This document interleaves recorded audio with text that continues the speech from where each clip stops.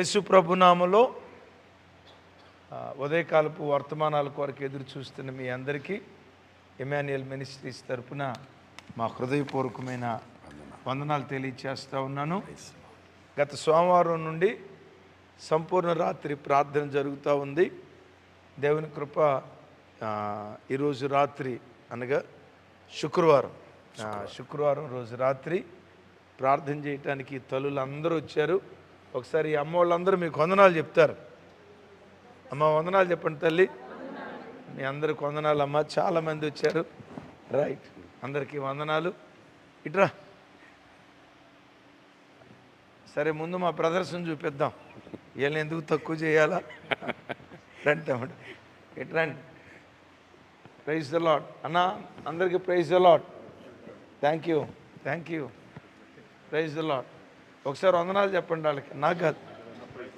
Praise the lord. Thank you. Right, thank you తమ్ముడు. Thank you. Praise the lord. Praise the lord.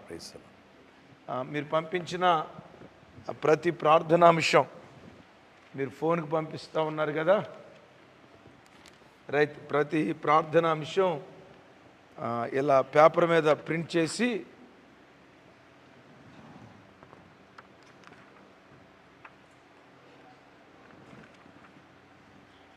ప్రతి ప్రార్థనాంశం కొరకు మీ కొరకు ప్రార్థన చేస్తూ ఉన్నాం.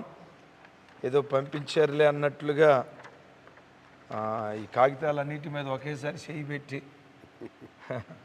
పాతాళంలో ఏముందో నీకు తెలుసు, నడుని హృదయంలో ఏముందో నీకు తెలుసు, ఇన్ని తెలిసిన మీకు ఈ ఉత్తరాల్లో ఏముందో మీకు తెలియదా అని ఒక మాటతో కొట్టేసి ప్రార్థన చేయకుండా ఒక్కొక్కరి పేరు చదువుతా దైవ సన్నిధిలో ప్రార్థన చేస్తూ ఉన్నారు. ఈ తల్లులందరూ ఈ రాత్రి ప్రార్థన చేయటానికి వచ్చారు. ఒకసారి తల్లులందరూ మీకు వందనాలు చెప్తారు. అమ్మ అటు చూడండి రా తల్లి, ముందుకురా అమ్మ. వందనాలు. అది వీళ్ళు నిద్రపోతా ప్రార్థన చేస్తున్నట్టున్నారు. వీళ్ళకి అద్భుతమైన కృప. నిద్రపోతా, ఇదిగో సైన్యం. రైట్ అమ్మా, వందనాలు. రైట్, ప్రైజ్ లార్డ్ తల్లి. ఇంకా మీకు ఏమైనా ప్రార్థన అవసరతలు ఉంటే స్క్రీన్ మీద కనపడుతున్న నంబర్లకు మీరు వాట్సాప్ చేయండి. తప్పకుండా మీ కొరకు ప్రార్థన చేస్తాం. సద్వినియోగం చేసుకోండి. రేపు ఆదివారం వరకు ఈ ప్రార్థనలు జరుగుతాయి. Thank you. దేవుడు మీ అందరిని దీవించును గాక. సర్వాధికారియు నిరంతర స్తోత్రార్హుడు యేసుక్రీస్తు ప్రభువారి ప్రశస్త నామంలో ఉదయకాలపు వర్తమానాల కొరకు ఎదురు చూస్తున్న మీ అందరికీ ఎమాన్యుయల్ మినిస్ట్రీస్ తరపున మా శుభాభివందనాలు తెలియచేస్తూ ఉన్నాను. మంచిది. ఈరోజు శనివారం కదా, ఉదయం 10 గంటలకు ఉపవాస ప్రార్థన, గురుగులు గోధుమలను గూర్చిన లోతైన వివరణ. గురుగులు గోధుమలు తప్పకుండా ఉపవాస ప్రార్థనలో పాల్గొందండి. ఈరోజు రాత్రి అగైన్ శుద్ధీకరణ కూటం ఉంటుంది. వచ్చే ఆదివారం మన కమ్యూనియన్ సర్వీస్ కదా. ఆదివారం 3 ఆరాధనలు, ఫస్ట్ సర్వీస్ 5:45కి. జీవితంలో ఈ రెండిటికి నువ్వు దూరంగా ఉండాలి సుమి. ఏ రెండిటికి? దివ్యమైన వర్తమానం. సెకండ్ సెషన్ 8:30కి, థర్డ్ సెషన్ 11:15 తప్పకుండా లైవ్ చూసే బిడ్డలు దూర ప్రాంతాల్లో ఉండి మేము ఈ స్థానిక సంఘాలకు వెళుతూ ఈ దివ్యమైన వర్తమానాలు విని ఆశీర్వదించబడగలరని ప్రేమతో తెలియచేస్తున్నాను. రండి, దేవుని వాక్యాన్ని ధ్యానించుదాం. యెషయా గ్రంథం 56వ అధ్యాయం 3వ వచనం చివరి భాగం నుంచి.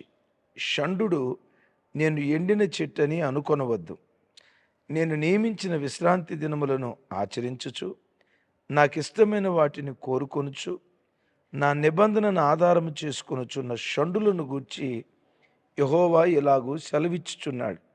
నా ఇంటను నా ప్రాకారములోను ఒక భాగమును వారికిచ్చేదను.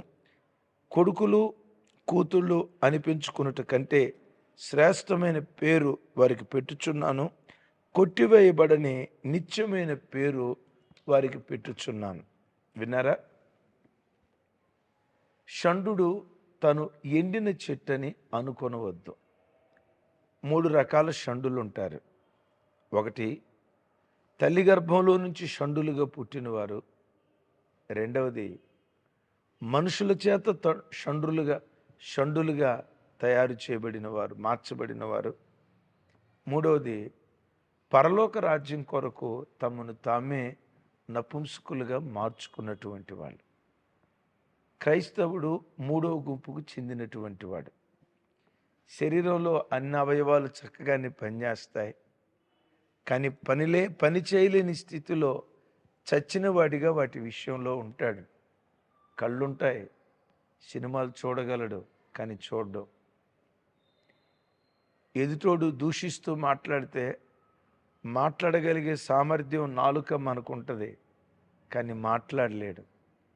నాలుక షండుడైపోయింది పాపం విషయంలో, కన్ను అపవిత్రత విషయంలో. ఇలా మనం బ్రతుకుతూ ఉంటే కొన్ని సందర్భాల్లో మన జీవితాన్ని చూసి కొన్నిసార్లు మనకు అనిపిస్తుంది, మనల్ని చూసి ఎదుటోళ్ళు కూడా అనుకుంటారు, వీళ్ళ బ్రతుకు ఎండిపోయిందిరా అని. కొన్నిసార్లు నీ మనసులో కూడా ఎండిన చెట్టులాగా నా బ్రతుకైపోయిందే అన్నట్లుగా కొన్నిసార్లు నీ గుండెల్లో కూడా తెలియని బాధ ఉంటుంది. అయితే దేవుడేమంటాడంటే, సుమి, నేను ఎండిన చెట్టును అని అనుకోకు, నా బ్రతుకు ఎండిపోయింది అని అనుకోకు. నేను అనుకోవటమే కాదయ్యా, అందరూ నన్ను చూసి నవ్వుతున్నారు. ఓ శుభవార్త చెప్పమంటావా? నవ్విన నాపచేన్నే పండించే దేవుడు నీ దేవుడు. నవ్వులు పాలైపోయిన బ్రతుకులోనే నవ్వులు పూయించే దేవుడు నీ దేవుడు. నేను అంటా ఒక మాట, ప్రజలు నిన్ను చూసి నవ్వుతూ ఉంటే నీ మనసులో కూడా నేను ఎండిన చెట్టును అని అనిపిస్తూ ఉంటే ఒకరోజు వస్తుంది, ఎండిన నీ బ్రతుకునే పచ్చటి బ్రతుకుగా పరలోకమందు దేవుడు మారుస్తాడు. మహిమ కలిగిన రాజ్యంలో ఓ పచ్చటి జీవితంగా నీ జీవితాన్ని దేవుడు నిలవబెడతాడు. అలాగని ఈ లోకంలో అన్యాయం చేస్తాడని కాదు, ఈ లోకంలో పచ్చని చెట్టుగానే ఉంటావు, మరి విశేషంగా మహిమ కలిగిన లోకంలో పచ్చని చెట్టుగా దేవుని సన్నిధిలో మార్చబడతాం. దేవుడు మన బ్రతుకును అలా చేయనట్లుగా ఎండిన జీవితాలనే పచ్చటి జీవితాలుగా దేవుడు మార్చున్నట్లుగా మనం చేయాల్సిన 3 పనులు ఉన్నాయి. ఇక్కడ అంటాడు, విశ్రాంతి దినాన్ని ఆచరించుచు, 2, నాకిష్టమైన వాటిని కోరుకొనుచు, నా నిబంధనను ఆధారం చేసుకుని మీరు బ్రతకండి. పరలోకంలో నా ఇంట నా ప్రాకారంలో మీకు ఒక స్థలం ఇస్తా. కొడుకులు కూతుళ్ళు అనిపించుకునే కంటే శ్రేష్టమైన పేరు మీకు ఇస్తా. ఎవడును కొట్టివేయని ఒక కొత్త పేరు మీకు ఇస్తా. అయ్యా, ఇలాంటి కృప మేము పొందుకోవాలంటే ఏం చేయాలి? విశ్రాంతి దినాన్ని ఆచరించండి.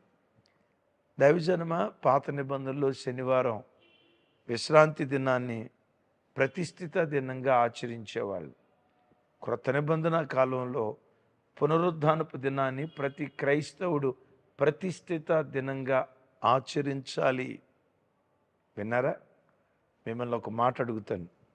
2025 సంవత్సరం ప్రారంభమై ఇప్పటికి 9 ఆదివారాలు అయిపోయింది. వచ్చే ఆదివారం 10వ ఆదివారం. మిమ్మల్ని అడుగుతాను, 9 ఆరాధనలలో ఒక్క ఆరాధన కూడా మిస్ కాకుండా క్రమం తప్పకుండా 9 ఆదివారాలు ఎంతమంది ఆరాధనకు వెళ్ళారో కింద కామెంట్ బాక్స్లో రాయండి. రెండవది, ఆ విశ్రాంతి దినాన్ని, పునరుద్ధానపు దినాన్ని ప్రతిష్ఠిత దినంగా ఎంచాలి. ఏదో తూతూ మంత్రంగా వెళ్ళకూడదు, మొక్కుబడిగా వెళ్ళకూడదు. ఆ దినం 10ంటికి ఆరాధన అయితే 5 నిమిషాల దాకా 10ంటికల్లా మందిరంలో నీ అడుగు ఉండాలి. 1 గంట వరకు ఆరాధన జరిగితే ఆరాధనలో నుంచి అనవసరంగా బయటికి వెళ్లకుండా ఆ దినం, ఆ 3 గంటల కాల వ్యవధి ఇది దేవుని కొరకు ప్రతిష్ఠిత అంటే అర్థం తెలుసు కదా. ఇప్పుడు ఒక ధ్వజస్తంభాన్ని ప్రతిష్ఠించాము అని అంటారు. అంటే ప్రతిష్ఠించబడిన ఆ స్తంభాన్ని ఇక అక్కడి నుంచి కదిలించరు. ఆహా. తిష్ట అనే మాట మీకు తెలుసు కదా. ప్రతిష్ట, తిష్ట.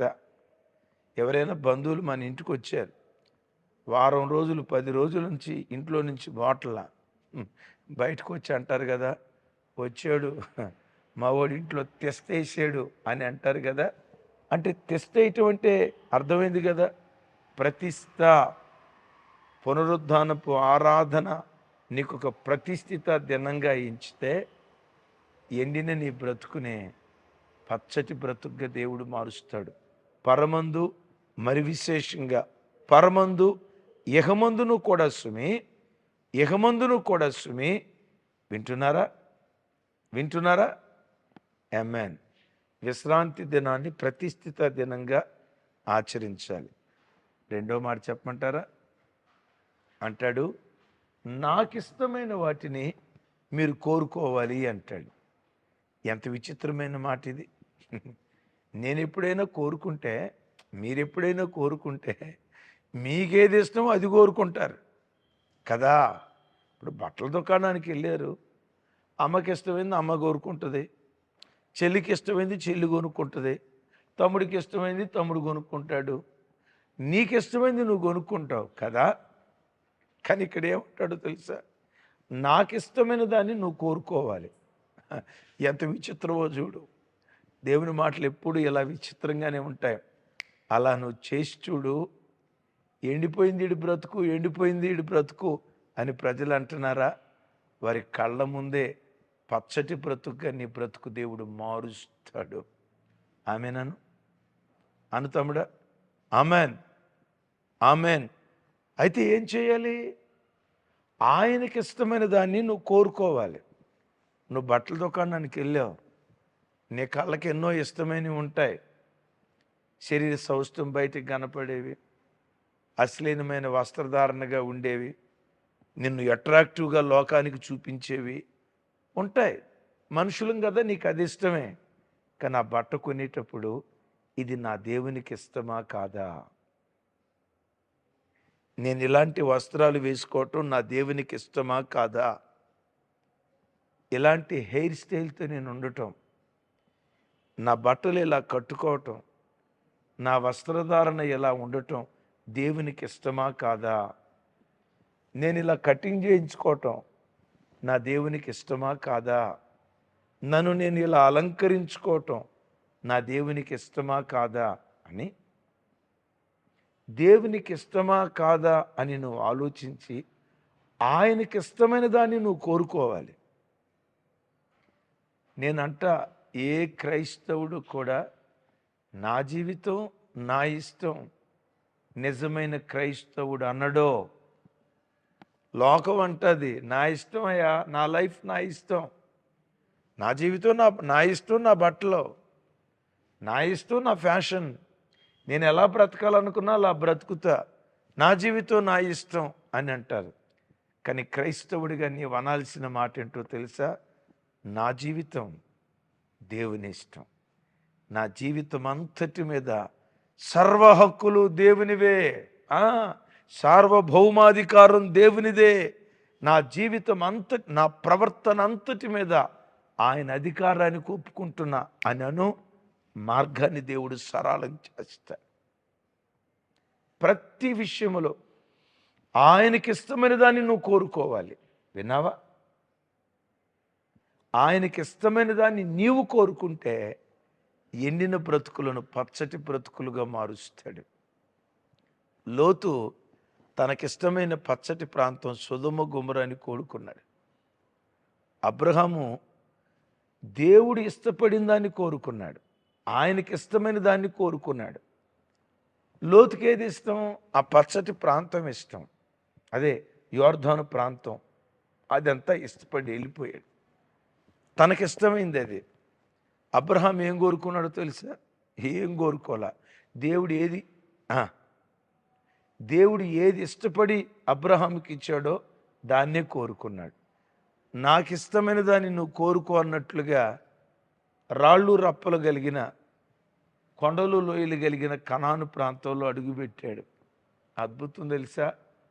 అడుగుపెట్టినప్పుడు ఎండిన నేలే, షండు లాంటి జీవితమే.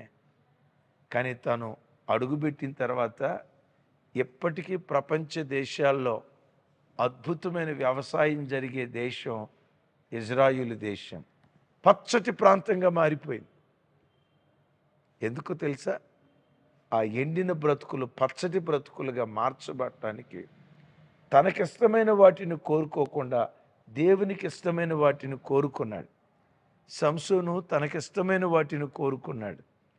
పచ్చటి బ్రతుకు ఎండిపోయింది. యోసేపు దేవుడు కోరుకున్న దాన్ని కోరుకున్నాడు. దేవుడు అసహించుకునే దాన్ని అసహించుకున్నాడు. తద్వారా ఏం జరిగింది? ఎండిపోయిందిరా ఈడు బ్రతుకు అని అనుకున్న బ్రతుకు పచ్చటి బ్రతుకుగా మారిపోయింది. తమ్ముడు, విశ్రాంతి దినాన్ని పాటించు. రేపు ఆరాధనకు టయానికి వెళ్ళండి. రెండవది, దేవునికి ఇష్టమైన దాన్ని కోరుకో. రైట్. మూడవది, ఆయన నిబంధనను ఆధారం చేసుకుని బ్రతుకు. నిబంధన అంటే ఇద్దరి మధ్య జరిగిన ఒప్పందం. బాప్తిస్మం తీసుకునేటప్పుడు మనం నిబంధన చేశాం. దేవాయిక మీద నేను ఇలా బ్రతుకుతా. ఆయన మనతో నిబంధన చేశాడు. నా రక్తం ద్వారా నిన్ను కడిగి పవిత్రుని చేస్తా, పరలోక రాజ్యానికి వారసుడిగా మారుస్తా. నీ భుజాల మీద ఉన్న శాపపు కాడి తాత ముత్తాతల తరతరాల నుంచి నీ భుజాల మీద ఏలుబడి చేస్తున్న శాపపు కాడి నేను విరిచేస్తున్నా అని యేసుక్రీస్తు రక్తము ద్వారా ఆ నిబంధన రక్తాన్ని బట్టి శాపపు కాడిని దేవుడు విరిచేసేసాడు. పరలోక రాజ్యానికి హక్కుదారులుగా చేశాడు. ఎస్, ఆయన మనతో చేసిన నిబంధన ఆయన నెరవేరుస్తున్నాడు. సుమే, నీవు ఆయనతో చేసిన నిబంధన నీవు నెరవేర్చాలి. దైవజనులు లేసన్న గారు రాసిన పాట ఒకటి ఉంది. నాతో నీవు చేసిన నిబంధనలన్నీ నెరవేర్చుచుంటివే, నీతో చేసిన తీర్మానములు ఎరుగుదురు కదా. నాతో నువ్వు చేసిన నిబంధనలన్నీ నువ్వు నెరవేరుస్తున్నావయ్యా, నీతో నేను చేసిన తీర్మానాలు కూడా స్థిరపరచయ్యా అంటాడు. లెంట్ డేస్ జరుగుతున్నాయి. కొంతమంది క్రైస్తవులు ఎలా ఉంటారంటే 40 రోజులు భక్తి చేస్తారు. ఒక ఆయన అన్నాడు, అయ్యగారు అస్సలు 40 రోజులు అస్సలు నేను పొరపాటున ముందు ముట్టుకోను, మాంసం కూడా తిన్నా అయ్యగారు, మేమంత నిష్టగా బ్రతుకుతాం అన్నాడు. ఈలోపు భార్య వచ్చింది, అయ్యా ఈ 40 రోజులు మాంసం తినడు మందు తాగడు నిజమేనయ్యా, 40 రోజులు అయిపోయిన తర్వాత 41వ రోజు విన్నారా, 40 రోజులు తాగడయ్యా, 40 రోజులు అయిపోయిన తర్వాత 41వ రోజు ఉంటుంది కదా, ఆ రోజు 40 రోజుల వారా ఒకే రోజు తాగేస్తాడయ్యా అంటాడు. అసలు నా గురించి నువ్వు ఎప్పుడు మంచి చెప్పేవే, ఎప్పుడు ఎట్లాగే తప్పులు చెప్తావు, 40 రోజులు నేను ఉండనా? 40 రోజులు ఉంటావయ్యా. క్రైస్తవ జనమ, యేసుతో చేసిన నిబంధన వారాల నిబంధన కాదు, రోజుల నిబంధన కాదు, 40 రోజుల నిబంధన కాదు, నిత్య నిబంధన సంబంధమైన రక్తమును బట్టి మనం కడగబడ్డాం. నిత్యము ఆ నిబంధనకు మనం కట్టుబడి ఉండాలి. అలా బ్రతుకుదాం. పునరుద్ధానపు దినాన్ని పాటించుదాం. ఆయనకి ఇష్టమైన వాటిని కోరుకుందాం. రైట్. నిబంధనను ఆధారం చేసుకొని బ్రతుకుదాం. ఎండిందిరా వీడి బ్రతుకు, ఎండిపోయిందిరా వీడి బ్రతుకని ఏ ప్రజలు నిన్ను గూర్చి అన్నారో ఆ ప్రజల మధ్యలోనే ఎండిన చెట్టు లాంటి ఎండి మోడైపోయిన నీ బ్రతుకును పచ్చటి చెట్టుగా దేవుడు మారుస్తాడు. ఆమేన్. అలా చేయనట్లుగా మీ కొరకు చిన్న ప్రార్థన చేస్తాను. ఏకీభవిస్తారా? ఎక్కడ ఎండిన చెట్టులాగా కనపడ్డారో అక్కడే పచ్చటి బ్రతుకులుగా మీ బ్రతుకులు దేవుడు మార్చబోతున్నాడు. నగుబాట్లైన మీ బ్రతుకులోనే నవ్వులు పుట్టించబోతున్నాడు. అదే ఇందాక చెప్పే కదా, నవ్విన నాపచేనే అద్భుతమైన ఫలభరితమైన భూమిగా దేవుడు మారుస్తాడు. అలా చేయనట్లుగా మీ కొరకు చిన్న ప్రార్థన చేస్తాను. తండ్రి, ఎండిన బ్రతుకులను పచ్చటి బ్రతుకులుగా మార్చే దేవుడు మేము అనుకోకూడదయ్యా. మా బ్రతుకులు ఎండిపోయాయని నిబంధన ఆధారం చేసుకొని బ్రతుకుతాం. పునరుద్ధానపు దినాన్ని ప్రతిష్ఠిత దినంగా ఆచరిస్తాం. నీకు ఇష్టమైన వాటిని కోరుకుంటూ బ్రతుకుతాం అని ఎవరెవరైతే తీర్మానం చేసుకున్నారో, మీ ఇంటను మీ ప్రాకారములో శ్రేష్టమైన స్థలం పిల్లలకు మీరు ఇచ్చుదురుగాక. కొట్టివేయబడని నిత్యమైన పేరు బిడ్డలకు మీరు ఇచ్చుదురుగాక. నా చేతులెత్తి దీవిస్తున్నాను. ఎక్కడ ఎండిన బ్రతుకులుగా కనపడుతున్నాయో అక్కడే పచ్చటి బ్రతుకులుగా ఈ ప్రజల జీవితాలు మీరు మార్చుదురుగాక. సమస్త ఘనత మహిమ ప్రభావాలు మీకే ఆరోపిస్తూ యేసు నామం పేరిట ప్రార్థించి స్తుతించి పొంది ఉన్నాను తండ్రి, ఆమెన్. తండ్రి అయిన దేవుని ప్రేమ, కుమారుడైన యేసుక్రీస్తు కృప, పరిశుద్ధాత్మ దేవుని సహవాసం మనకు సకల పరిశుద్ధులకు సదా తోడయుండి నడిపించునుగాక. ఆమేన్, ఆమేన్. Thank you. కృపా సమాధానాలు మనందరికీ తోడుగా ఉండునుగాక.